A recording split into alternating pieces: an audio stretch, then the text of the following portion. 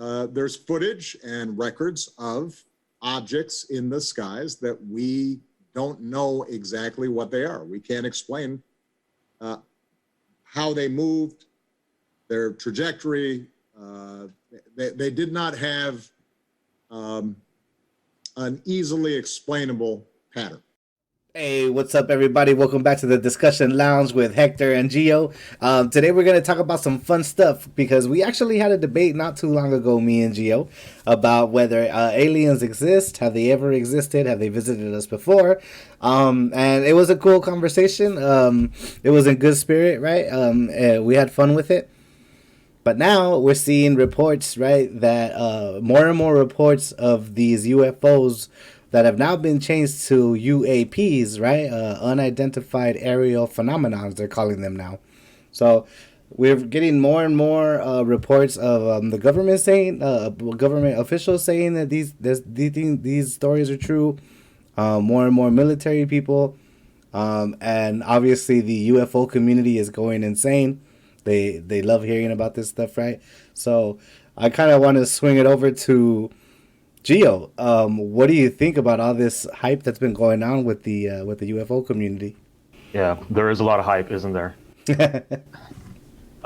So it all started. I think the big swing in hype started a couple of years ago when there was some leaked footage that came out of what looked like a airplane cockpit, like a fighter jet cockpit from the Navy, and people are alleging that it shows some sort of object moving in a way that baffles the pilots, and you can hear it audibly in the voices of the pilots, them saying, "Oh my God, what is that? What are we tracking?" Dude, this is on, bro. There's a whole fleet of them. Look on the ASA. My gosh. They're all going against the wind. The wind's 120 knots from the west. Look at that thing, dude. That's not our LNS though, is it? It's not. That is the LNS, dude. Well, if there's like... Look at that thing. It's rotating. That video was leaked. It was leaked by a certain individual who worked for a special task force dedicated to UAPs that was operating at the time. Basically, in the Pentagon, right?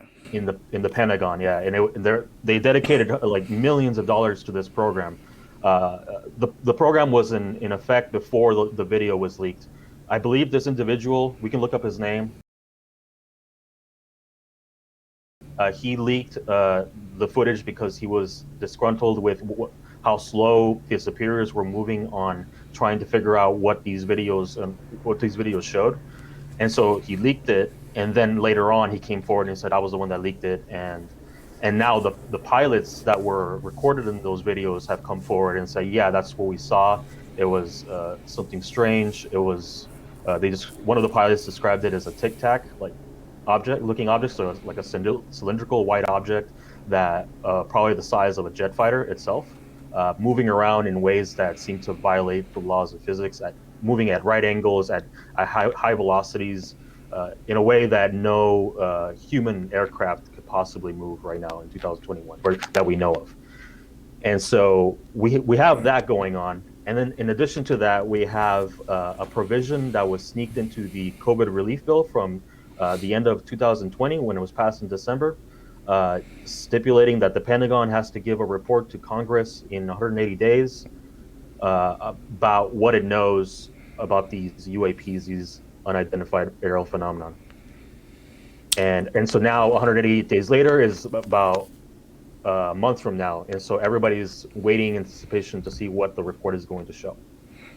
Yeah, before we get into what we think that's gonna show or any predictions, Hector, what do you think? I think that we are like literally one like UFO sighting away from having a real life Agent Mulder and Scully. So let's make that happen. The fact that the U.S. government is acknowledging these UFOs or UAPs, right? UAPs, as they call it. It's both great and scary at the same time, right? It's great because they dedicated like a whole sector to it, right?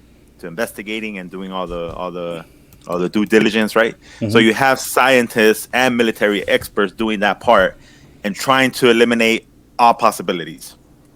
So far, these objects, from what I saw from the 60-minute bit, right? They're not military. They're not planes. They don't seem to have any, or no, there's no evidence or proof or visibility of like propellers or propulsion systems. They defy gravity. They're fast AF. Like, is that you, Tony Stark? I don't know. There's like, and also there's zero suspicion that it belongs to any foreign country, and that there's no way that it could, that no other country has like that kind of technological capabilities to build such things, right? So where does that leave us? If I was to say it's aliens, it's weird because nobody wants to say that word, like it's aliens, right? And I get it, right? Because, you know, as a skeptic, you would go, as a skeptic, someone could say, well, you still don't know that, right? Like we haven't, no one has taken responsibility for it, but we can't say that it's aliens. That is true. However, I know what it isn't, and it's definitely not us, and it's not man-made. So you know what? I think that I am allowed to call it aliens. And here's why. We label migrant workers or migrant people as aliens, all right? People, humans that are made and composed of the same substances as anyone else, we designate them as aliens, and we allow it. But I can't call these objects flying around and doing all this crazy stuff aliens? Come on, man.